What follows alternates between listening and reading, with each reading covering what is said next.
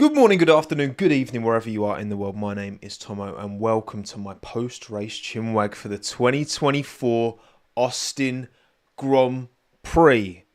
Texas, you were pretty decent this weekend. You know what? Cota is up there. Every time we go back, it moves up in my estimation somewhat. I've talked about this before. I think it brings great vibes, and it was a pleasure to watch along today. The greatest race of all time? Absolutely not, don't get me wrong. But as a place to race, they were talking about it in the cool-down room post-race, weren't they? Carlos and Max. It's a great track. It's a great track for going wheel-to-wheel, multiple overtaking opportunities, side-by-side.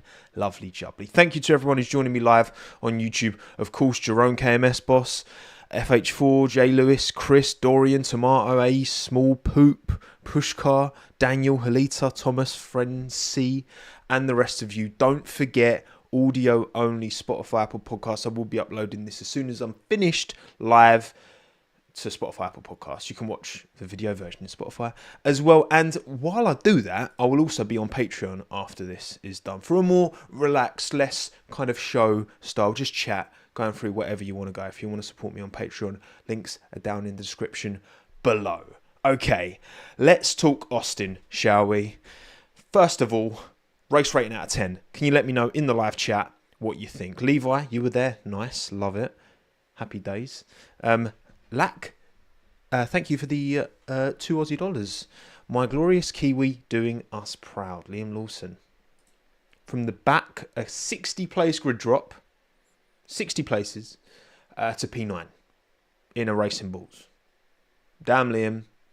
He cooked. Okay, I'm seeing a lot of 6s, 7s, 9s. I think I've got enough to...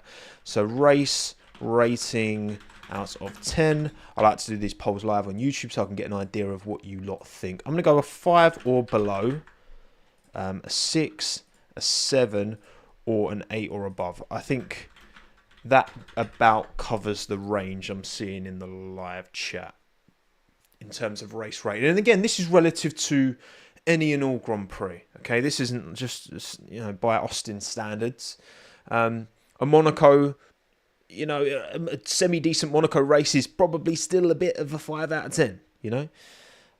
But yeah, Austin, the track delivers in so many ways, and as much as saying it was kind of dominated by Ferrari. When was the last time we saw Ferrari dominate a Grand Prix?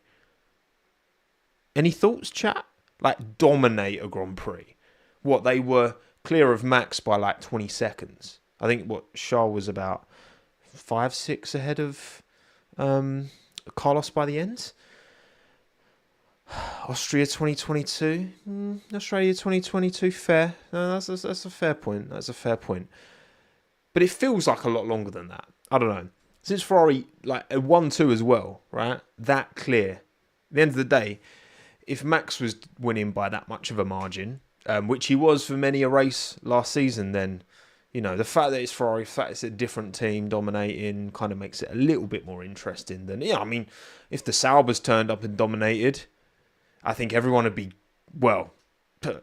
we would be questioning whether the space-time continuum has imploded in on itself if Bottas and Joe went and dominated a race. But, Haas, Charmander, fair play, Haas. Haas did a job at least, especially in the sprint. Nico Hulkenberg rang big points in today as well, didn't he? Welcome Daniel Metcalf as well to Friends of Tom. I appreciate it. Daniel B as well. Thank you very much. Daniel, I'm so sorry I missed your super chat, by the way. From the last stream, I did reply to you in the top comment. I looked afterwards and I was like, I missed Daniel's super chat. So I'm really sorry, Daniel, but thank you for supporting again. So happy tonight as I'm a Ferrari fan. I did see yes, you were a gas Ferrari fan. You were actually talking about, Leclerc science. Should it be priority Leclerc? And you know what? Leclerc's still behind Norris, but he's not going to win the title, is he? Ahead of Max Verstappen, and no one is, okay? It was done already. It was done after Singapore, and it's more done after this weekend. But we'll see. Do you think Leclerc will win F1 World Championship before his contract ends in 2029? He's definitely, guys, this is exactly what. He's got the minerals. 100% Charles Leclerc has the ability to win. And you know what? I've said it before. I'll say it again. I worry for Lewis Hamilton against Charles Leclerc next season. I do. I think it could be. I think it might not be pretty. If I had to put money on it, I don't know what's going to happen between Charles and Lewis next year, but especially over a lap, I'm concerned.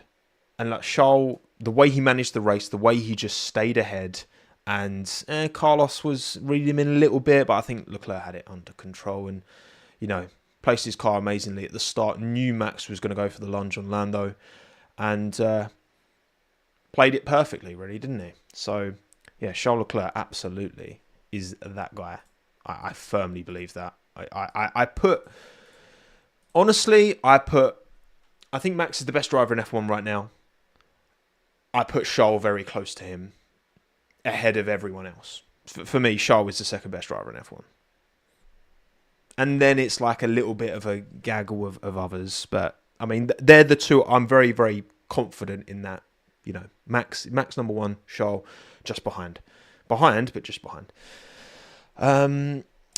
Right, race rating out of 10. What are you saying in the poll? Respect Joe. Behave, Will. Okay. I mean, 40% of you gave it an 8 or above. 44% of you, 45% of you, giving it a 7.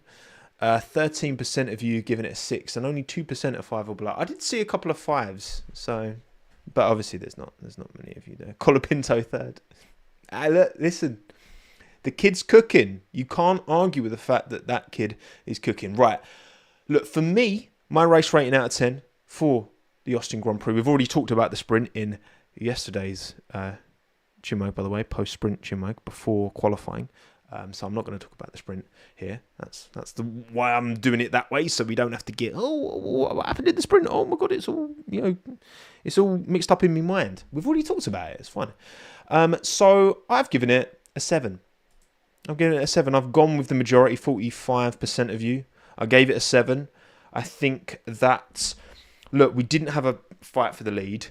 It was a very dominant win, but throughout, we saw scraps going on continuously. Not only Max and Lando, by the way. We saw a lot of scraps in the midfield, lower midfield, as well. Liam Lawson and Fernando Alonso clashing once again. Who knew that's going to be an iconic fight? Because Liam's not going anywhere after so impressive today.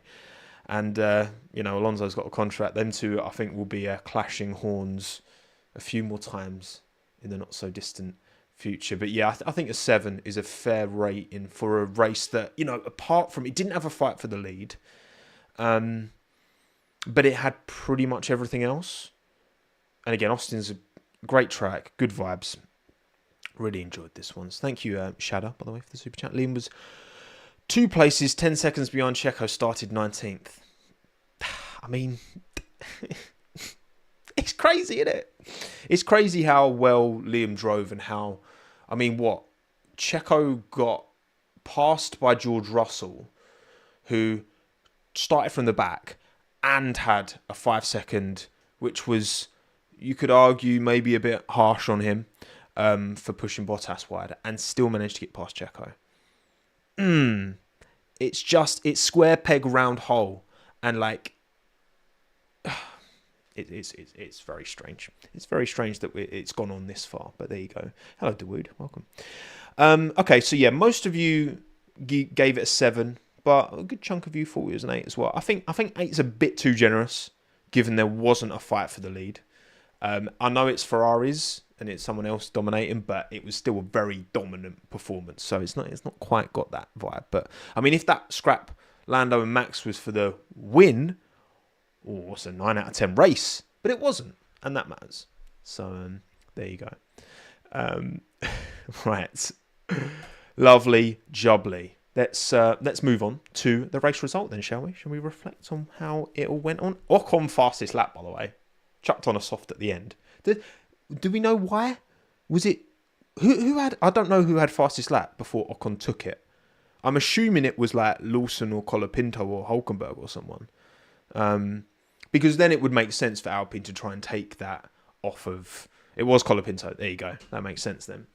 Yeah, I mean Alpine are in a fight with Williams, aren't they? So if they can use Ocon to deny Colapinto the fastest lap point, then game's the game. Fair enough. So yeah, I don't begrudge them for doing that. It's a silly point to have anyway, so I'm glad they're getting rid of it, in my opinion. But yes, a Ferrari 1-2. Charles Leclerc, Carlos Sainz. Again, Charles just placed his car perfectly at the start. He knew what Max was going to do. Came out of turn 1 in the lead, never looked back. Carlos Sainz, though, very strong this weekend. Very, very strong. I think if Carlos had been, Leclerc had that grid position. If anything, Carlos kind of was punished for qualifying third instead of fourth, right, ahead of Charles. But he was on that outside, and Charles could just he perfectly positioned his car to make his way through. If the roles had been reversed and Sainz had led out of turn 1, I think Sainz would have won this Grand Prix. I think they were very, very even on pace throughout the weekend. To be fair, Carlos was on flames. Max Verstappen P2 finished P4 on the road, but 4.1 seconds behind Lando Norris, who got a 5-second penalty for overtaking off the track, which of course we'll get into. You know what? Like, part of me, when I was thumbnailing this,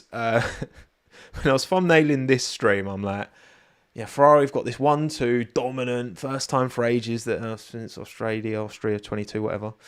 And it's kind of a shame to not title it with that. But look, I'm like the more intriguing talking point here, for sure. And don't get me wrong, it's very interesting that Ferrari won without even bringing an upgrade this weekend.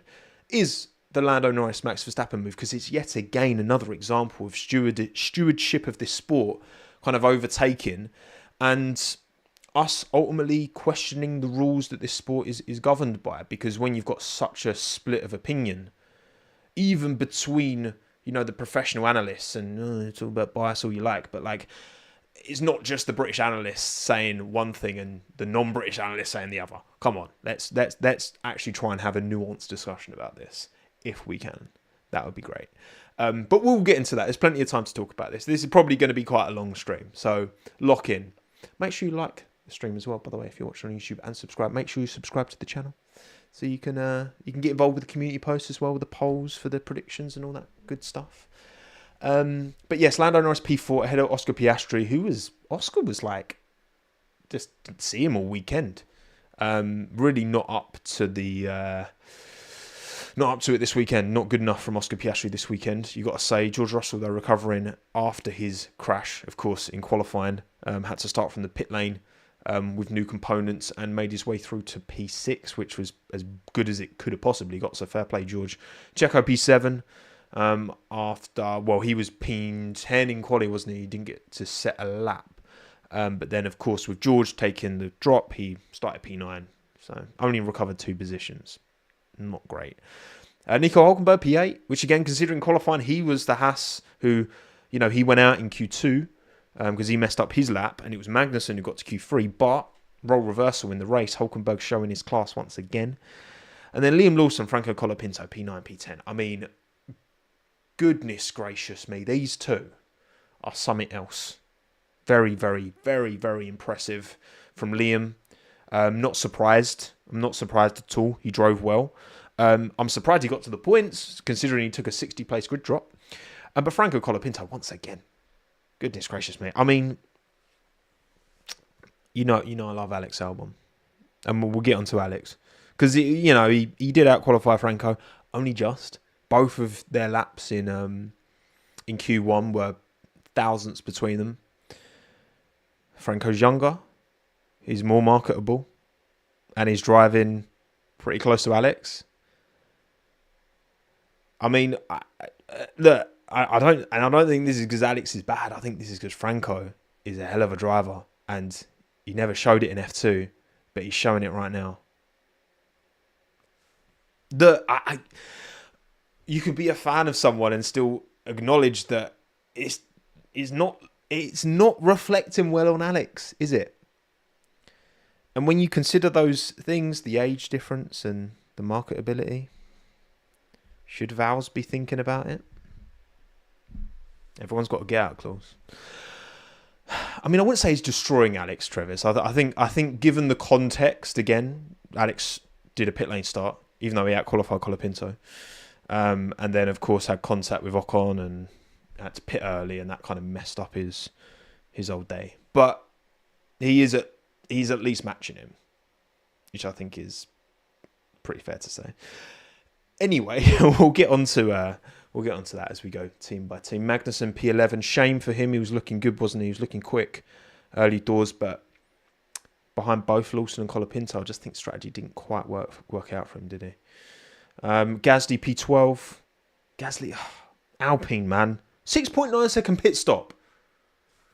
Bro, this is your one opportunity because you've been so trash for so much of the season, and then you bring an upgrade and it's like, oh, sick, you've turned a corner. And then you give him a 6.9 second pit stop. Yeah, not good. Fernando Alonso P13, Yuki Tsunoda P14, Lance Stroll P15. The Aston Martin's not in a good place. And Yuki, given where he started, he wasn't happy, was he? The strategy just didn't work out for him. He was caught up in a lot of scrapping. He was defending like a lion for a while from Checo. But it just goes to show, right? Liam went for the one stop and, was in clean air more of the time and was able to get moves done. He was the one moving forward rather than Yuki, losing a lot of time defending from, Checo on the attack and other drivers, right? Yuki spun out in the end as well. It's true tomato. Yeah, whenever you went wide into turn one, we saw Joe do it. We saw Yuki do it. We saw a bunch of drivers do it in FP1 as well. If you go wide into turn one, it just, I don't know if it's the bumps or just, it really does make you spin, doesn't it? It really does. Albon P16. More about that in a bit. Bottas 17, Ocon 18, Joe 19, and Lewis Hamilton, after a stinker in qualifying, drops it on his own in the exact same place George dropped it in qualifying, but in the race instead, and retires from the race. Oof, indeed. Frenesi. Oof, indeed. I didn't skip. I mean, Stroll. Wait, Stroll what? What happened with Stroll? Am I missing something? What that happened with Stroll? Did something happen with Stroll? I've had three of you say and Stroll as well. Oh well, that Stroll was anonymous. Yeah. I mean. Oh yeah. I mean, I think I've said both the Astons, right? The Astons were just. Well, that's what I meant to say anyway. Both the Astons were anonymous. I mean, I wouldn't say it was just Stroll, to be honest. Fernando was pretty anonymous as well. So I don't think this was just a Stroll thing. It was just an Aston Martin thing with upgrades apparently. Not good. Papa Stroll will not be happy. So how does this affect the driver standings after a sprint and main race? Well, Max extends his lead in the World Drivers' Championship, which I'm not surprised about. It's now 57 points, maths, ahead of Lando Norris. Lando closes his gap to Leclerc closes his gap to Lando. What am I saying? To 22 points. So it's still almost a whole race win. It's still Leclerc, Verstappen is what? That is, I can't do the maths. 79 points, is that correct? 79 points gap between Verstappen and Leclerc. Look, obviously Vegas, I reckon the Ferraris will run well. Sao Paulo, hard to say. Mexico, Red Bull's always traditionally done pretty well around Mexico. Interesting. In terms of position, there's been a few positions changing, actually. Obviously, Lawson moves up to P20, which means Bottas is P23, having done the entire season in a 20-car championship. Impressive. And he doesn't even deserve it. Joe firmly does. Well, Joe and Sargent deserve to be last, don't they? Not Bottas. I mean, it's still not been great for Valtteri, but whatever. It's very hard for Valtteri to show actually how well he is and isn't doing. So yeah, a few moves. Obviously, Colapinto gains a point. Hulkenberg gained big points this weekend as well. Obviously, points in the sprint and the main race, looking good for Haas, who. Oh no, the colours. Oh, there's always something with these graphics. There's always something. Okay. Ignore the colours, all right? Haas do not race in blue. Racing Bulls do not race in white, okay? If you're audio only, you wouldn't know. So Haas remain ahead of Racing Bulls. They jumped Racing Bulls after the sprint because they both got 34 points. And then, of course, Haas with Hulkenberg bagged 4 points on the board. Big points for them. Racing Bulls just the 2 with Liam. So 38 to 36, that's going to go down to the wire, I think. I mean, Lawson, if he's going to deliver, consistent performance and more so than Ricciardo as well, they're going to be knocking on the door for points. We know Haas are in a good place. If Hulkenberg hadn't qualified 12th, if he got to Q3, which he definitely had the pace to, then, maybe he's finishing ahead of Checo, right? Who knows? Williams Alpine, that's, a bit of a scrap going on there. 4 points between them. And Ferrari only 8 points behind Red Bull. And look, again, given the way in which Leclerc and Sainz are both able to secure points, put money on it. I mean, I still think McLaren they've got enough of an advantage to convert the constructors, but it's McLaren, Ferrari, Red Bull, I think. Surely. Verstappen drove the third best car. That's what the in the future people look back and be, when that year in 2024 when Max Verstappen won the world championship in the third best car because they finished third in the constructors. Well, or maybe just your teammate isn't scoring points, but there you go.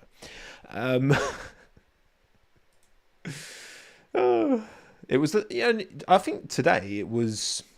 I mean, it was obviously the Ferrari's quickest car today in these characteristics around this track. I think, if you're going to compare the McLaren and the Red Bull, you have to look at the quickest driver of both, which is obviously Lando and Max today. I think the Red Bull was the quicker car, but I think that the McLaren, because it was better on its tyres, it was able to extend a lower ceiling of performance over more of the race, hence why Lando. I think optimum, the Red Bull was quicker, but in the race, when it's not just about being quick over a lap, it's about how you can extract that speed from the tyres and how you can save the tyres, blah, blah, blah. I think McLaren, so honestly, I think in its totality, it kind of evens out. I don't think there's much in it, just in this race in isolation. But then I also think, Max would do a better job at driving, at extracting the ceiling of his car than Lando would his, because I think Max is the best driver in F1. So there you go. Cool. So those are the team standings. We've done driver standings, we've done race result, we've done race rating. But what about predictions? Well, if you were here on Wednesday, I want to say. Is it Wednesday? For the pre-race, then thank you for joining on Wednesday. Again, make sure you subscribe, follow, do all that so you can get involved in the pre-race, the post-sprint, and the post-race streams. Because we've got 2 more races now, and then we've got a week off, and then we've got another triple header to end the season. So lots of F1 till the end of the year to crack on with, right? Now, my predictions, I'm pretty happy with for once, because usually I suck at these. But actually, not bad, okay? No point for Lando Norris race win, nope. Banger drive Liam Lawson, absolutely 1 point for him. Clanger drive Checo, I'm giving myself half a point. I think there were worse drives, but also it was pretty bad. Realistically, it was. Banger team Haas, I'm giving myself a point for that because double points in the sprint and the main race, right? I'm definitely giving myself a point for that. And Clanger Sauber, yes, they were nowhere, but were they exceptionally bad? I'm only giving myself half a point for that. Okay? I'm only giving myself half a point. I don't feel like that's fair. Okay? Because it wasn't like they were exceptionally bad. I mean, Bottas out-qualified Hamilton. A Sauber out-qualified a Mercedes, technically. So, there's that. Okay? Checo is a point. Maybe. I'm saying half a point for Checo. Because there were worse drives. But that's just the way I've decided to. So I've got 3 points out of 5. Okay, I'll absolutely take that. You lot, on the other hand, not quite so good. Lewis, banger drive, absolutely not. His worst in terms of a full weekend. I mean, I know he had issues in the sprint race with the car, granted, but in terms of the actual racing, qualifying and race combined, that was one of Lewis's worst of his entire career. Surely. Race win, Lando Norris, no. Clanger drive, again, I'll give you half a point for Checo, but I don't think that's a full point. Banger team McLaren, definitely not. Again, we'll get into how maybe should they have intervened? Should they have told Lando to give the position back? Blah, blah, blah. Maybe they could have done more. And look, they weren't as... They were the second, maybe third quickest car. And then Clanger Team Sauber, again, half a point. Half a point. Okay. So you get 1 point, I get 3. Dominant victory from me there. Not even close. So hang your heads in shame. But try next time out, yeah? On the on this Wednesday stream for the next race. Next race is Mexico, right? I think it's Mexico. Cool. All right. But what about my bangers and clangers?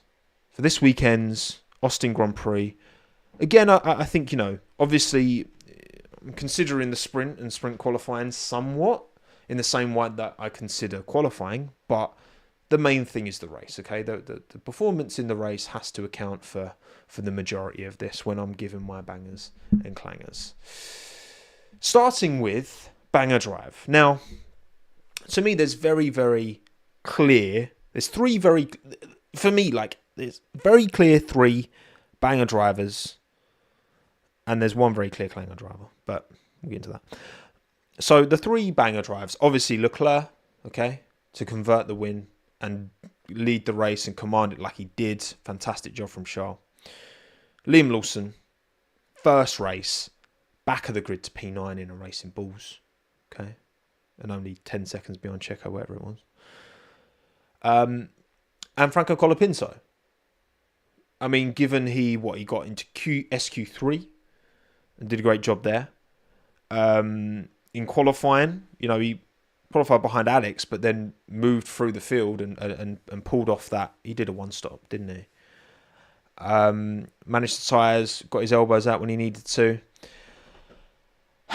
I really wanted to give this to Colapinto because I think he did such a good job in a Williams that, yes, it showed pace in SQ3, but only with him, his hands behind the wheel because Alex caught up in SQ1, right? But given that this was his first race in that car since last season, it's Liam Lawson for me. Banger drive. P19 to P9 is unbelievable. So good. In his first race, that's quality regardless, right? But given it's first in this car, which has changed, not massively, of course, since last season, but it's going to evolve significantly from the car that he knew and had 5 races with last year. And given the speculation, the pressure, and the fact that he knows from what Christian said, if Liam bangs, is 1 out of 6 is done, right? If he bangs for the next 5 and Checo continues on his trajectory, they have to put him in the car because Christian has already said it. He's already been like, well, Liam's got a chance, like blah, blah, blah. Well, if he's going to say that, then there's no way Christian can't backtrack on that if Checo's just unbelievably mid for the rest of the season and Liam just slaps it up. So, yeah, man. Just keep banging week in, week out, Liam. Keep on it, son. Because he did a hell of a job. He did a hell of a job today.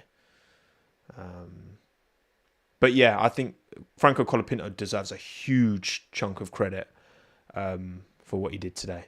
Because he was top tier. Really, really good.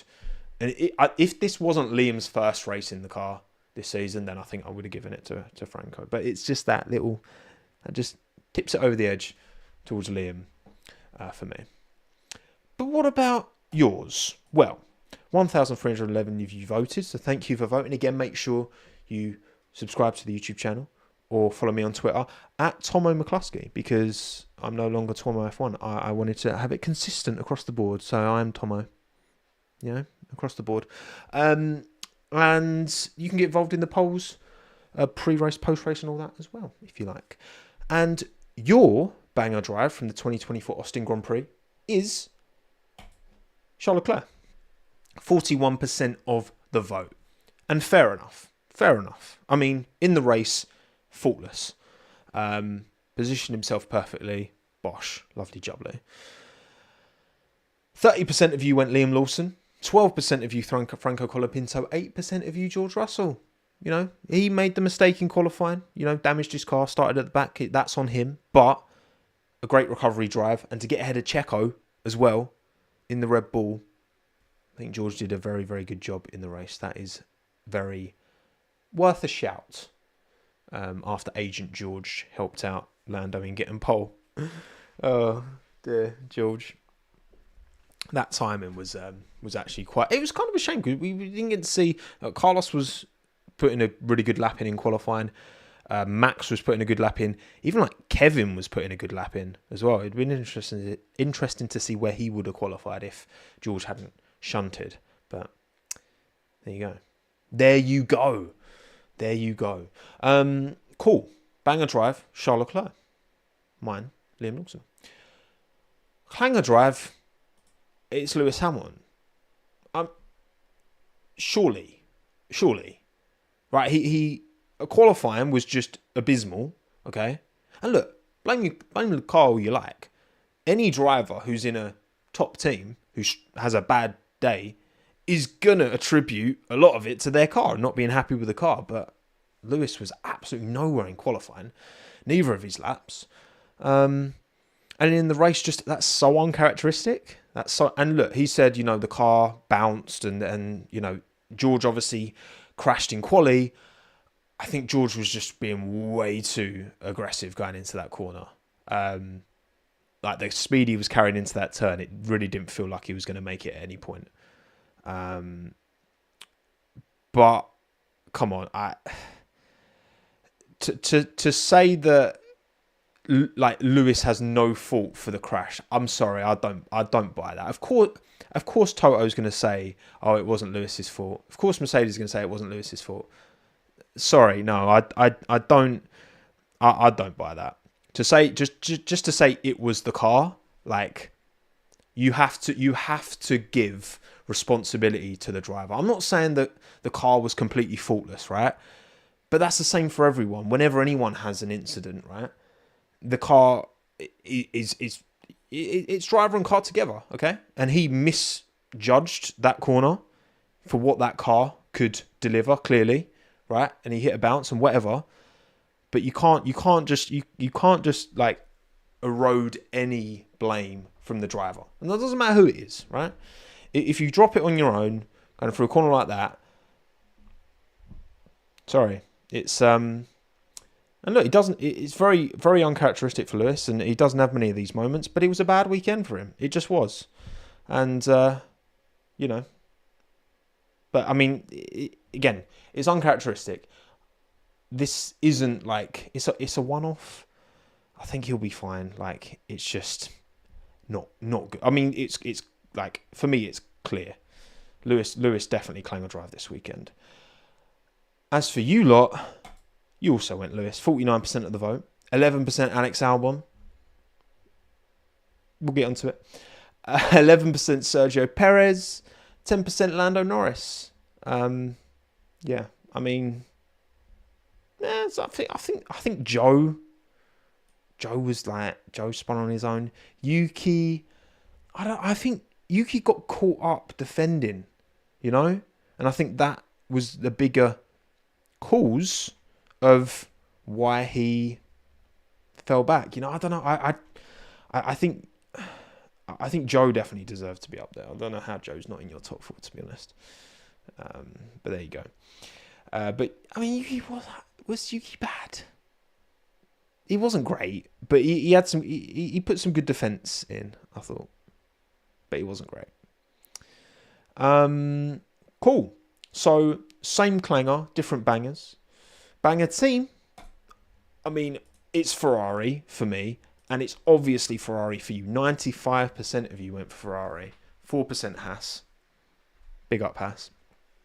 I mean, this is the most easy.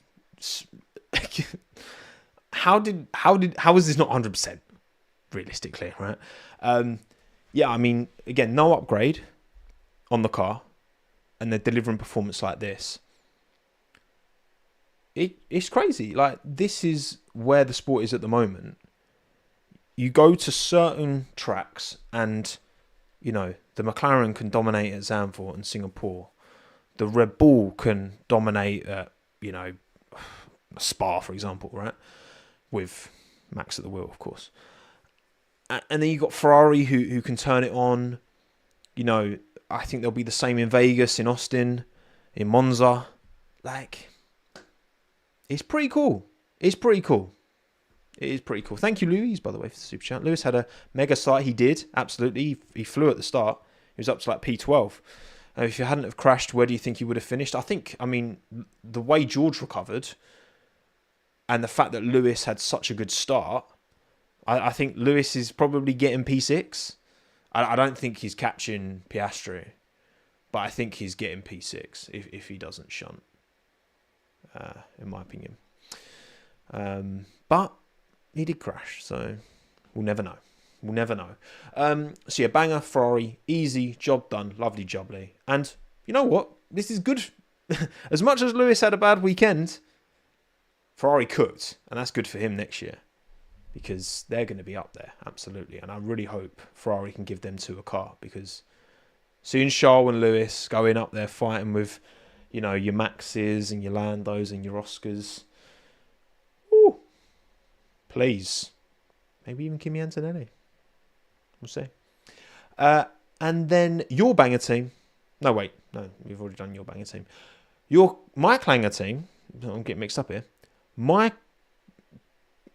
Am I? Yeah. My clanger team. Oh, dear.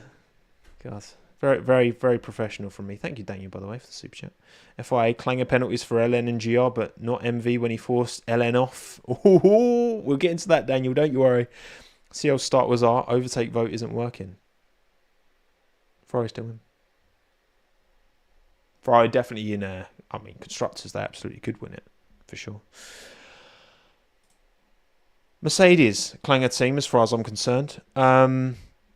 Look, I think that given the potential, given what we saw from their pace in sprint qualifying, to come away this weekend with, you know, George's pace just fell off in normal qualifying.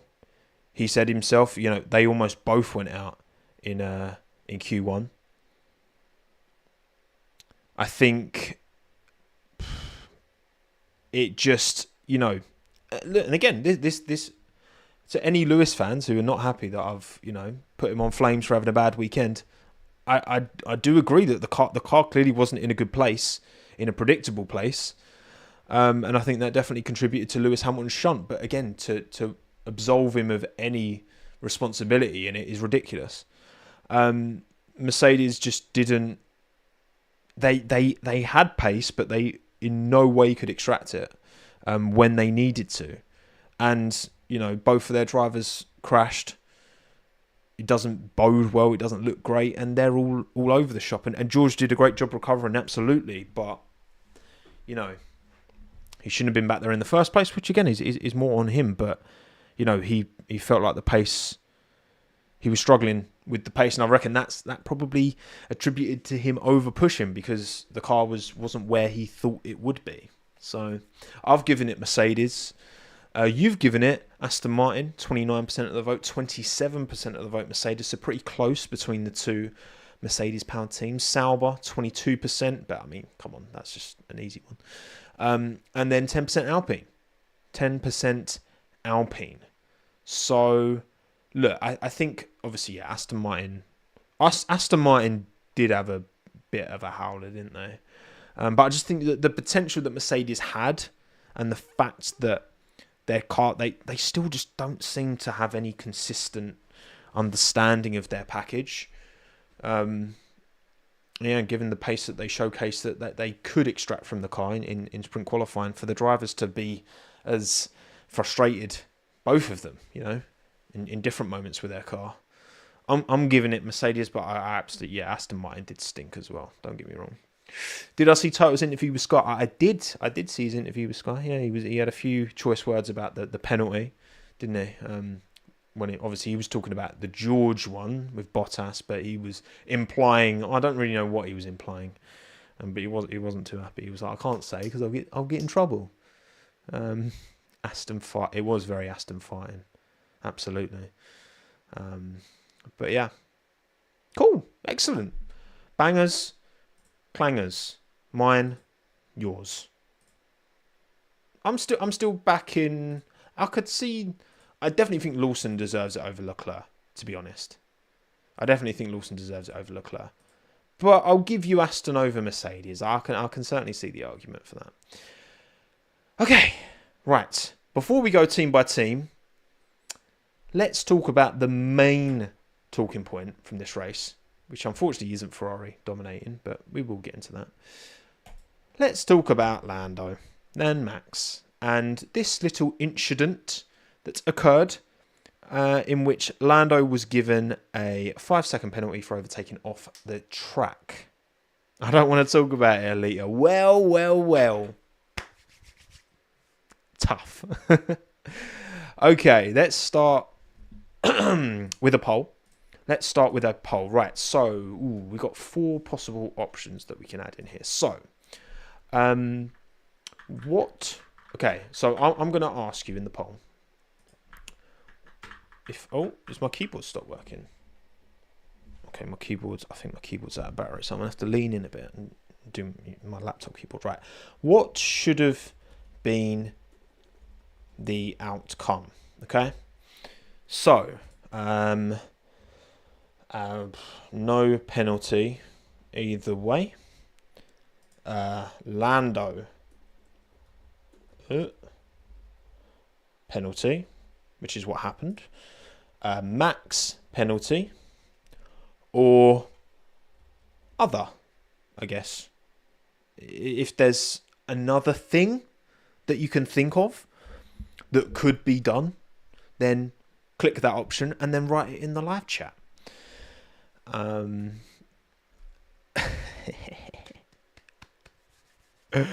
Whenever stuff like this happens, I'm just like, why can't we just have like something exciting to talk about that isn't so bloody divisive? But there you go. Right, let me know in the live chat. I'll let that cook for a little bit while you lot get your thoughts and feelings. And again, if you see an opinion don't like on it, you don't need to attack said person for having it, okay? I want to try and cultivate an environment where we can discuss these things and the nuance that exists within all of these things, okay? So yeah, let's all be nice to one another, okay? Let's all be very nice to one another. Right, 508 of you have voted, 509. Okay, we're getting some early numbers in. 40% of you, no penalty either way. 33% Lando penalty. So that's 34%. 17% Max penalty. And then 10% other. Elia, I really don't know. You know what, Elia? I respect that. Because far too many times when it's like, oh, you've got to have a clear opinion on one side or the other. Otherwise, you're just sitting on the fence. And it's like, there's a reason these things are divisive, is because it's not... There's good arguments on both sides. There's compelling arguments on both sides. Yeah. So it's... there's a lot of factors. Should have been offside against Liverpool. You're on the wrong stream wheel. Okay, yeah, that's how your voting has kind of leveled out. 636 of you voted. 40% no penalty either way. So almost half of you think no penalty either way. But 35%, and about a third of you think Lando penalty. And then 16% Max penalty. Okay, so I think this image, I don't need to show anymore, right? If you're watching, you've seen the incident. So obviously going into turn 12, whatever one it is. Lando... You could see, right, he was way close enough to Max to get this move done, right? So he's got the DRS open, closing. Max early defends the inside.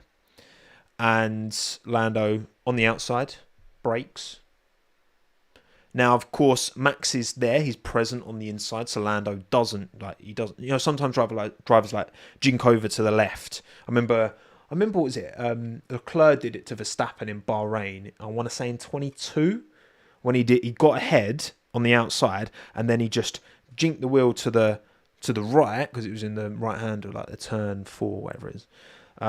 And then like stopped Max from like sending it up the inside, and it was a really good move from Charles. That was. Lando got ahead, but Max kept himself somewhat alongside Lando as far as I can see at all times. Like Lando didn't get the full car ahead of Max, so he couldn't cut across Max. Max just about kept enough of a nose in that Lando couldn't do that. Obviously, they both get on the brakes. Do I need to explain this? Like you've seen it, right? You know what we're talking about here. So look. Obviously, Anthony Davidson, if you watch the Sky feed, did a good breakdown of it and was trying to kind of communicate what the stewards are looking at. Okay, so who's ahead at the apex? And the apex it's a bit of a grey area as to what is the actual defined apex. I mean, I don't know. Do we need a system where every single track needs, at each corner, there needs to be almost like a dot defining what the actual apex point is in order to enforce rules around overtaking, right? It feels like we're getting to that point where, I don't know, you have a bright neon sticker on the apex so that when you're watching it back, you can see, well, who is ahead at the apex, right? Because it's a bit difficult sometimes with certain corners to define what the actual apex is. And Max was ahead at the apex, which he was, like, I think by any definition, this apex is defined by Max was ahead at it, because Lando got ahead, but he's on the outside. He broke, but Max carried more speed through the corner, was ahead at the apex, went off track, as you can see from said image. Max is all 4 wheels off. In fact, he might even be all 4 wheels outside of even like the rumble strip. He's very tight on that one. Lando's on the outside. Max is ahead. The question is, right, the way I look at it, is that in order for Max to be ahead at the apex, does he have to carry too much speed to make the corner? Because no one can argue Max didn't make the corner, right? He did not keep all 4 wheels within the track. Now, obviously, turn 1, lap 1, when Max launched it up the inside, Max, I think, is very, very close to all 4 wheels off. But I think he might have just had, and in that one, because it's lap 1, turn 1, the way I see that one with Max and Lando is I'll give Max the benefit of the doubt on that. I think because it's lap 1 and it's chaos, and because he was, I think, maybe just within track limits. He might have been just outside of it. You can't really tell from the onboard. I've not really seen a clear image that shows. And obviously the rear wheels can be on and the front wheels can be off, or vice versa. It's like when Lando did his quali lap yesterday. He had a big moment, didn't he, into the penultimate corner, and his back wheels both went out track limits, but his front left stayed on. So in that one, lap 1, turn 1, I give Max benefit of the doubt, and I think that move, I'm satisfied that wasn't punished. Even though you could be like, oh, he pushed Max off, but I think he just about kept it within track limits in its lap 1, and they're more lenient with lap 1, and I get why. But with this one, again, if Max is ahead at the apex, right, and this is the rule, and again, we talk about this before, right? There's a difference between what should have been the decision based on the writing of the rules and what you think racing should be. And everyone's got their own interpretation of what is and isn't fair racing. And Max, in the writing of the rules, Max being ahead at the apex means he's entitled to the corner. But surely that has to be as long as, Max, you can make the corner. If you're the driver on the inside, right, and you're making the apex first because you carry too much speed, I mean, let's draw out the logic of that, right? So say, I don't know, someone's on the outside taking the line round and you fly up the inside at double the speed and get nowhere near making the corner, but you're ahead at the apex. Does that entitle you to push the driver on the outside wide because you've come through going up the clappers, which is what Max did in Brazil, by the way, in 21, right? And that was so egregious, and I don't think anybody could seriously look at that move in 21. That was the most blatantly obvious one of all of them, where Max just, because he was desperate to stay ahead, he just went far too fast into that corner. Was he technically ahead at the apex? Sure, because he was going way too fast into the corner. Now this one is much more, it's much more debatable because it's much closer, right? It's Max goes, as you can see from this image, he goes off the track. It's not by loads. It's at a slow speed corner, right? Much slower than the Interlagos corner that Max and Lewis had their ding dong at. And so, well, Dawood, when you say Max did make the corner, does this image not prove that is objectively incorrect? Like, he didn't make the corner. I'm not going to debate that because he clearly didn't make the corner. So, if you're going to be ahead at the apex, but only because you've carried too much speed to make the corner, then I don't think that should count for anything, you know, because you're only there because you've carried too much speed. I think that's pretty clear. Now, the problem for Lando is that, and I think, right, I think if Lando kind of stays where he is, Max pushes him wide, right? Max goes off the track and Lando has to go off the track as well. But if Lando stays behind Max, I think there's a good chance Max gets a penalty. If Lando stays behind, like, you know, is alongside Max, has been, you know, shut because Max goes outside of track limits, clearly, objectively, that is a fact, he goes outside of track limits. Then, if Lando stays behind, I think there's a good chance Max gets a penalty. Because, Lando's there, he's alongside, and Max has pushed him out and gone outside the track limits himself as well. But Lando doesn't do that. He drives around Max and drives off into the distance. I think that's what gives the stewards a reason. I think that's what hurts Lando's cause more than anything. So look, I do get that Lando overtook Max whilst he was off the track, but they were both off the track. So, you know, I don't think the fact that they were both off the track, for me, it's probably no penalty. And I'll probably agree with the 41%.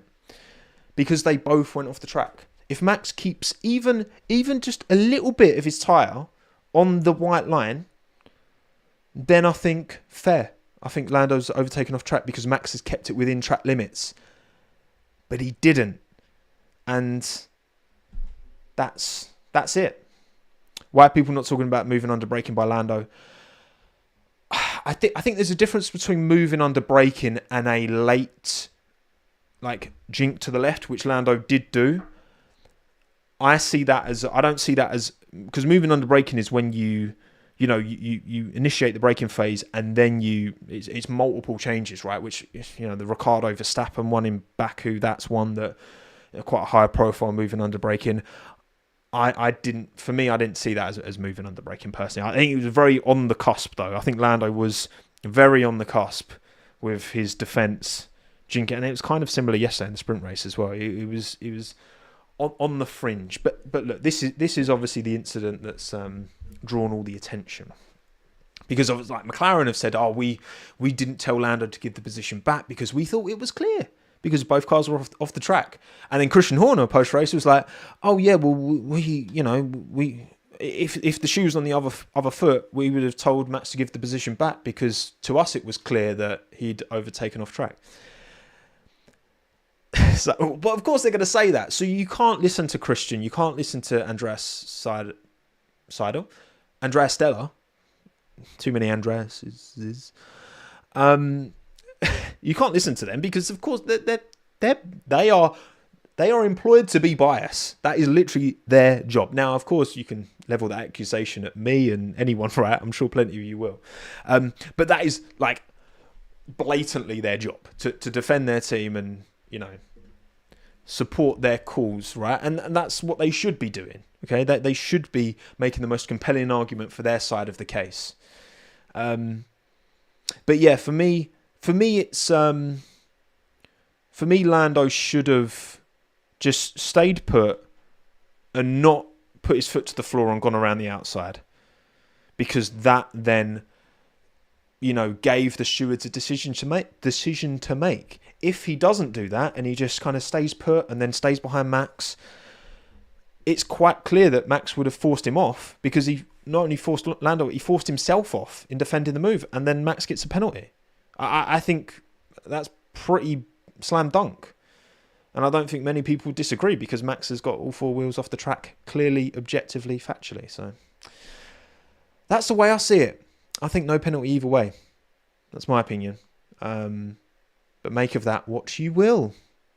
Make of that what you will. And there, 41% of you think no penalty either way. 34% of you, Lando penalty. 17% Max penalty. 8% other. And that's the beauty of sport. We can all have our opinions. We can agree. We can disagree. Lovely jubbly. Okay. Happy days. And obviously I've seen a few people mention the Russell Bottas one. The context of that is a bit different, because the guy on the outside is the one defending as such, the one who was ahead. So Bottas is on the outside, but he was the one who was ahead, and George is going down the inside.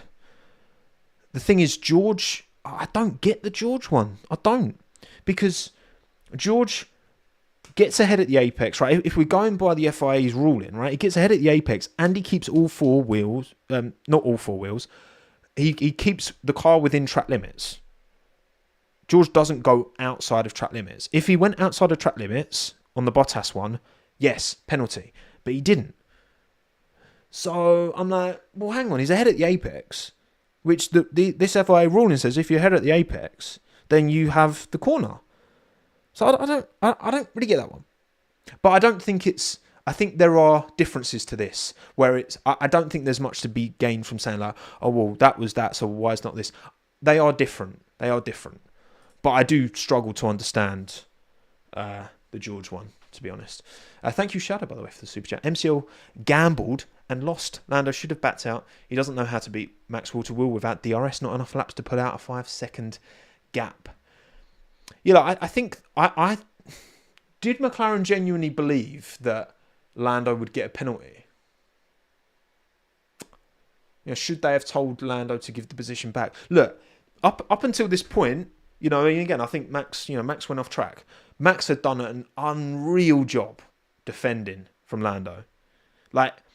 And I think that, Lando was getting closer and closer, and he was getting more and more opportunities. And I think Max did what he had to do to put Lando in a position. And I think Max is he's got so much capacity.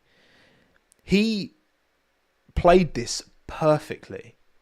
He absolutely... Because I don't think there's any other way he keeps Lando behind other than forcing Lando into some kind of situation where he has to go around him off track, and then Max is like, well, you overtook me off track. Which, I mean, he kind of did. But the difference is that Max was also off track, and that's what changes it for me. But yeah, I think Max just played a worldie. And just to go back to that, again, lap 1, turn 1 incident. Not incident, really. When Max went up the inside of Lando and arguably pushed him wide. I think, again, benefit of doubt, I feel Max was just about possibly on the edge of track limits, within track limits. And it's lap 1, turn 1. But Lando, bro, I'm just like... I was so... You know what? Your parents are like, I'm not angry, I'm disappointed. I can't believe Lando allowed Max the space to get up the inside. I really can't. I can't believe he gave him enough space to get up the inside. I, I was really like, Lando, bro, no. Like, how? It gave me Austria vibes from earlier this year. Was it in the sprint when Lando got ahead, but then Max just launched it up the inside and it was a great move, and Lando just he didn't defend it, and I was like, how have you let him up the inside? And then obviously, Charles capitalised it, he falls back to P4. Like, man. I couldn't believe he let him up the inside. I really couldn't. Thank you, Matthew, by the way, for the super chat. If anything, Lando should have been penalised for moving under braking going into turn 1. But this being Rob thing, give me a break. Lando fans would be calling for a penalty if roles were flipped. Well, look, and again, I don't think, to be honest, I don't. In incidents like this, I don't think Lando fans or Max fans are the best people to ask. Because, in the same way that you don't really... What's the point in asking Christian Horner's opinion on this? Because he's obviously going to say the thing that favours Max, and Andrea Stedler's going to obviously say the thing that favours Lando. I think that... Yeah, I mean, look. I think it was a late jink from Lando going into turn 1, which was on the cusp. I think moving under braking is a different thing. There's slight nuances in differences between that, but again, look, everyone's got an opinion and a take. I think if roles were reversed, then the same people would be arguing the opposite points, and that's why we've got to try and be nuanced and try and understand. Well, if you ignore the papaya and the balls that are red, right? Just car A, car B. What should it be? Because look, again, I'm not actually that interested in discussing, within Article 4.727 of the FI technical blah, blah, blah. Like, what do I think racing should be? What do you think racing should be? That's what I think is just the more interesting argument, because that's what, we want to get to a place where, drivers can race and we're not always having these discussions around bloody stewarding, because it's not as, like, if this could just go lap after lap after lap. And I think adding gravel or grass to everything that's basically in white and red, right, on that corner, it voids a lot of this. That's what's great about a lot of Austria, but not all of Austria as well, because like turn 3 has got a lot of, tarmac on the outside. But then like the downhill turn 4, whatever number it is, where you've got the gravel on the outside, it's a very clear track limit. And when someone pushes someone off, it's very clear and instinctive for everyone to look at it and be like, well, yeah, that's naughty, that's a penalty, bad. But then when Max comes across Lando in Austria going into turn 3, like, Max knew that Lando had tarmac that he could use on the left. Lando knew he had tarmac he could use on the left. And I think that does, in the heat of racing, in the heat of motorsport, that does account for something. And I think Lando should have used that tarmac, even though it's technically forcing him off the track. I think he should have used that tarmac in that instance. If there was gravel there, no one's saying Lando should dip a wheel on the gravel. These things, they play a part, They play a part in our interpretation of these incidents as fans, but also the driver's interpretation of what is and isn't fair, okay? Because quite a lot of people were getting pushed wide in this corner, and that wouldn't happen to the same extent if there was gravel there. It just wouldn't. Thank you, Lacknick, by the way, for this super chat. Max is just better at the dark arts from being World Drivers' Championship. Look, that's all part of it. And again, like, you play with those limits, and all of the greats did it. Schumacher was a absolute nightmare at times in terms of, like, he would go beyond what is, deemed fair, I think, for a lot of people. And he'd get away with it a lot of the time. And you know what? You look at top tier sports people, so often, that is the case. You've got to be a bit of a Sergio Ramos sometimes, a bit of a Pepe. And yeah, I think it was, I don't know. I think I've said enough on this. I've made my point. But I think it's an interesting, I understand both sides fundamentally. I think Lando could have played it better if he stayed behind, because I think Max would have got a slam dunk penalty, in my opinion, but he didn't. So there you go. Right, we've talked about that for for plenty long enough. Plenty long enough. This is, oh my God, it's 20 to 1 in the morning. And I'm doing a Patreon live stream after this. Damn. Wow. I'm not feeling that tired. Not just yet anyway. Right, bosh. Okay, we've talked about that to death. Let's go through the remaining teams, shall we? One by one. Alpine in alphabetical order. I mean, look, the upgrade was good. Okay, Gasly, P7 in qualifying into Q3. Great job from Pierre. 6.9 second pit stop put all of that good work up the Swanee.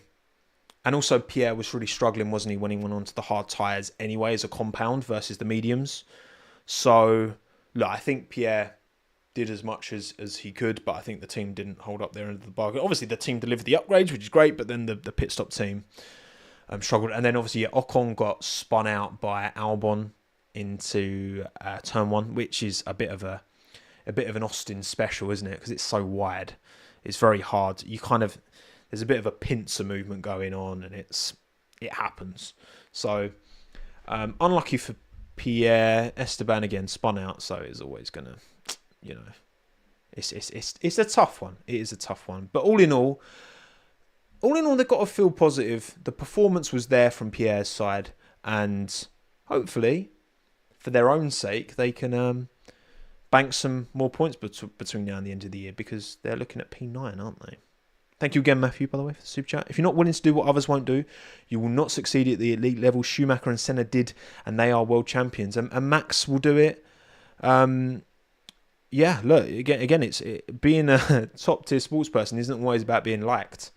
It's doing what you've got to do. And I think, roles reversed. Lap 1, turn 1. There is no way Max allows Lando up the inside. 0% chance. And look, that's just it. Top tier sport lives on the edge. It does. It really does. It always will do as well. So get used to it. Aston Martin, wow. Honk. My goodness. Terrible. Awful. Stroll had a stinker, didn't he? Yeah, he fell right back towards the start. He kind of hit the gravel, and then because cars were just flying past him. And then, just Fernando had a very anonymous race. He said after qualifying he outperformed. He got into Q3, which did a great job, but he knew he'd be in his rearview mirrors for the entire race, and he was. So very little to say about Aston Martin. Nothing to say positive about Aston Martin. And it's got to be concerning somewhat, right? That they're bringing upgrades and they're just not progressing. Like, given I know facilities are yet to open and stuff like that, but yeah, is it PSG treatment? You can throw all the superstars you like at a team, but that doesn't guarantee anything. And I don't know. Adrian's got some work to do, but again, he's got a while till we start. So hopefully for them anyway, he'll cook. Ferrari, look, again, I think that this bodes really well for them, given they no upgrades to their car, and they just cooked. They were flying. They've got to understand what it is, because there are tracks, Monaco, Vegas, they'll be good. They were good in Monza. They were good in Austin. They are arguably the best car around a good chunk of the tracks on the calendar, but not enough. On some tracks, they're like fourth quickest. So, the up and down nature of Formula One is always going to be that way. You can't be best around everything, but they're not good enough around enough tracks. Now, they could win the Constructors. I don't think they will. I think they'll be second to McLaren. I think that 40-something point buffer might just flash. Is big enough to protect McLaren's lead in the Constructors. But I think for next year, it's looking good. It's looking decent. Finally, a Ferrari title fight. I want it. I really want it so much. That would be so sick. I mean, if Lewis could win his 8-4 title in Ferrari red, my days, that would be unbelievable vibes. Do I think it's going to happen? I think Charles will be too much, but only time will tell on that front. Fred, keep cooking, because that was a hell of a performance today. Carlos Sainz as well, by the way. Shout out him, man. Very good. Again, if Albon is his teammate next season, Franco keeps cooking, James needs to seriously consider things, because he's a hell of a driver to let go. Then we're really going to see, that it's going to be a great benchmark for Alex, because we know Carlos is different gravy. I haven't said that for a while, but he is different gravy. Truly. Right, Haas, well done. Well done, Haas. They cooked. Ao Komatsu has done a fantastic job there. 2JZ in the back, Bosch, lovely jubbly, double points in the sprint and the main race. Hulkenberg, man. Sauber are getting a hell of a driver in Nico Hulkenberg. Mate, you give Hulkenberg the car, he's fighting at the top. I reckon Nico would go toe-to-toe with the top drivers in F1. Your George Russells, your Lando Norrises, your Max Verstappens, your Charles Leclercs, your Lewis Hamiltons. If he had the car, I 100% believe he would go toe-to-toe. Would he beat him every time? Not every time, no. Would he occasionally? Yeah, I think he would. He's an unbelievable driver. Absolutely. Yeah, look, I think Toyota's investing. They're putting money for their own simulator for the first time ever. Wow, well done. And I think Komatsu's proving that Gene Haas maybe was somewhat right, that you can actually achieve more with the facilities and the resources they had available to them than Gunter was able to extract. I don't know. That's the evidence we're seeing right in front of us, surely. Yeah, I mean, Hulk podium, please, surely. I mean, he looks more likely to get one in a Haas than he does when he goes to bloody Sauber. I mean, Audi, please, give him a podium. Come on. This man, Nico, if he doesn't get a podium in his entire career, that's such a travesty, because he's such a good driver. Oh, Nico. But yeah, great weekend for Haas. Good for them. Home race as well. Good vibes. Love to hear it. McLaren. Should McLaren have intervened? Told Lando to give back the position. The thing is, right, if the teams know what penalty they're going to get before it's given, that enables them to kind of try and play it, which is not really what you want. It could have been a 10-second penalty. It could have been a 5-second. It was a 5-second. I don't know. I think if Lando gives the position back immediately, there's a good chance Max still gets a penalty. Like I said earlier, I don't know. Even if Lando went ahead of Max and then gave him the position back, Max has still forced Lando off the track, and Lando's giving him the position back straight away. And I think there's a chance Max gets a penalty. And the fact that it's, yeah, I don't know. I probably would have, in that moment, I don't know what I would have done. Because you got this pressure and it's just happened and you're like, whoa, what's going on? In hindsight, I would have said, yeah, Lando, get the position back. Because I think, A, he's got a chance at trying it again. And B, there's a chance Max gets a penalty himself anyway. But, yeah. Otherwise, and again, disappointing from Lando to see him let Max through on the inside. But otherwise, he did a really good job, good pace. Oscar, just all weekend, was nowhere. Damn. Shadow Queen, thank you for the super chat just in time. Hot take, Oscar fell off since Baku and no one noticed. I mean, fell off is harsh. But he certainly hasn't been as impressive as he has been at other points in the season. And I think, look, Lando is, don't get me wrong, okay? Lando is quicker than Oscar. And I think, in quali and in the race, he is quicker. Not by much, but he is quicker. I think Oscar, his rate of improvement is what's so impressive, given this is only his second season in F1, whereas this is Lando's sixth. So he should be. Lando's sixth season at the same team as well. He should be quicker than Oscar. But the rate of improvement of Oscar is what is so impressive. And of course, Oscar's, stone cold approach has to be a strength that not many drivers have. So Oscar was okay, but nothing special. But I think fell off is a bit strong. Mercedes, I said my piece on Mercedes, not much more to really comment on them. Just really good recovery drive from George. Not Lewis's weekend, but I'm sure he'll be back to fighting up the front in Mexico. It's like Mercedes were nowhere, then they were somewhere, and then now they're kind of nowhere, but occasionally somewhere. That they are so inconsistent, which is, going into 2025. I mean, what they've got George and Kimi in his first season next year as well in F1. Just sack it. Just let 25 just be rubbish. I think just sack it off. 26, huge opportunity. They build their own engines as well as supplying other teams, and they shouldn't be slower than McLaren. They are, and just bank on that and give Kimi his first season in F1, where you're in like the fourth quickest car most of the time, and just let him develop. Without the big limelights of you're in the quickest car. I think that Hamilton's moved crystal ball.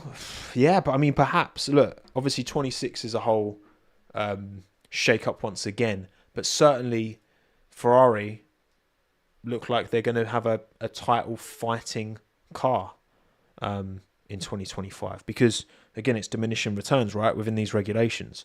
We're not going to see the same big jumps in performance like we have been, and the field should only coalesce and converge even more than they already are next season. So Lewis may well have played a blinder, but then you go back you go back to Spa, and then people are like, oh no, Lewis made a mistake leaving. It kind of, Sometimes maybe good, sometimes maybe... You know the reference. Racing balls. Again, yes, Yuki. Difficult race. Quality in the sprint, I think. Really good defensive driving. Some good defensive driving in the race, and I think that's ultimately what caused him to finish behind Lawson. He also spun, which wasn't good. So, not a great weekend for Yuki Tsunoda, all in all. Especially when Liam's put on such a blinder. And again, look, I'm not surprised. He's done 5 races for the team last year. He's done tons of sim work. He's so prepared. It shouldn't be a surprise that he's jumped in and hit the ground running. But to take a 60 place grid drop, and he just recovered like he did. Phenomenal. Really good. I think if Lawson... There's almost a question now, if Lawson keeps doing this, again, he gives Christian Horner and Red Bull no choice but to give him the Red Bull seat instead of Checo. But then who takes the vacant seat? Do Red Bull try and snatch Colapinto? Do they try and snatch Bortoletto from McLaren? Do they promote Isaac Hadjar? It would be muggy on Hadjar if Colapinto or Bortoletto, especially if Bortoletto got the seat, because Hadjar's right up there in F2. But is Hadjar... I think Hadjar's temperament is definitely, if that's a concern about Yuki, then, and I think Yuki's kind of worked on that. Hadjar's got a bit of a head loss moment in him as well, so I'm not sure if that bodes particularly well. There's a few in there. There's a few like Red Bull juniors who you think kind of could have. You had Yuri Vips at one point. You had Dennis Hauger, who won F3, and then he's just kind of stalled out and I think he's doing Indy next now. There's a few examples. Ayumu Iwasa, I don't think he's not shining enough in Super Formula. If he was winning Super Formula, I think it's a potential conversation there for Ayumu, but. Yeah, it feels like the better Liam performs, the more that seat's up for grabs. You'd think Hadjar is the guy, but if Colapinto's available, hard to say no to. Red Bull, look, again, I think Max did everything right in the race, and again, he forced that incident by going wide, and I'm sure he didn't try and go off track, but he did, and it worked out for him. Quality defensive driving throughout. I was really impressed with Max all in all this weekend. To put it on pole in the sprint and win that as well. I think he had a blinder. He had a really good race. And again, look, for there to have been a title fight, even like I said after Singapore, like it's done. It's done after Singapore. You have to. You're asking Max to like consistently finish behind not just Lando but other drivers as well. Realistically, right? I know, it's 8 point whatever points between each race. Realistically, you're asking Lando to like win every race and Max to finish behind, Charles or Oscar or Carlos or whoever. And it's just not going to happen. He's too good for that. And the fact that Red Bull have now seemingly calmed this monster of a car a little bit down. Come on. It's done. It's done. And it's done, and I think he deserves the championship. I think he's driven phenomenally well this year, especially in those. Again, I think Singapore was such an impressive performance because he had no right, given where that car was at the time and how unsuited it was to that track, to deliver the performance he did was top notch. So yeah, well done, Max. And as for Checo, I mean, this is just the kind of performance and the kind of gap that we have come to expect from Sergio Perez. Not only really far behind Max, but, given George started at the back and had a 5-second time penalty and was still able to overtake Sergio, and Sergio finished like 30 seconds behind Oscar. How far did Sergio finish behind Max? I don't actually know. I'm going to guess 40... That keyboard's not working. I'm going to guess like 45 seconds, maybe. I'm going to have a quick look. Max was 19 and a half behind Charles.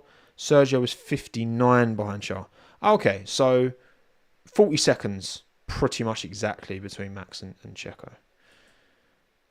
It's not great, is it?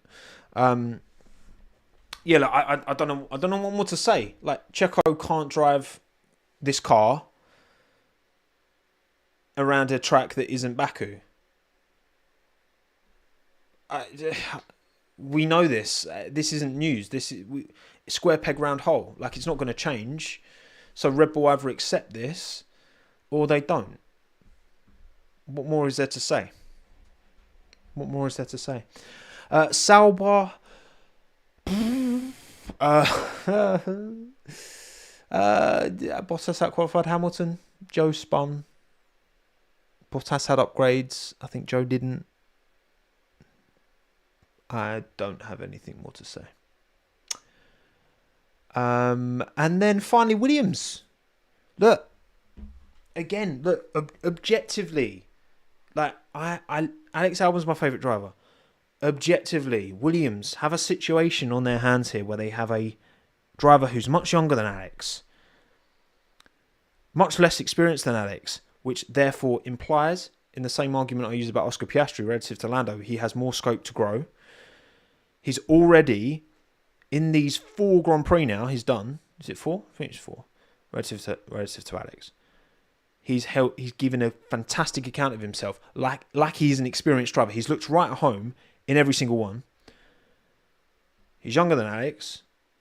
He's Argentinian, and that pulls in big eyeballs and sponsorship and money for a team that historically is underfunded, and therefore the facilities are underfunded, and they need money to invest outside of the cost cap into these facilities. Like, it's giving, like, the more that Alex is not beating Colapinto, the more compelling the argument is to put him in for Alex and have Colapinto sign. Like, it's true. I don't like it because but it's true. And unless Alex can step up for the rest of this season and take the sword to Colapinto, I just, it's not good enough. I believe, like, Alex, this shouldn't, but this is the first time he's had pressure at Williams, and it's like he's, the spinning SQ1, silly. In Q1, him and Colapinto, both back-to-back, almost identical lap times. He takes the grid drop. Right, so I think that's one thing he did start from the back, right? He did start from the pit lane. And then, of course, he gets caught up with Ocon, has to pit early, and that kind of completely tarnishes his race, right?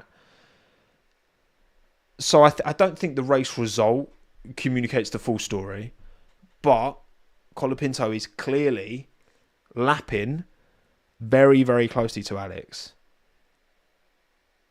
And Alex needs to step up because Colapinto ticks a lot of boxes and is making himself so appealing and on the market right now. Like, the way he's driving, he should be in F1 next year. And I'm like, bro, come on. Come on. Alex, step it up. I beg. Right. Cool. Okay. Excellent. We are done. Thank you all for joining live here on YouTube, Spotify, Apple Podcasts, and the rest. If you want to sponsor me, I guess, kind of. Support, sponsor, whatever, however you want to put it, on Patreon, then you can.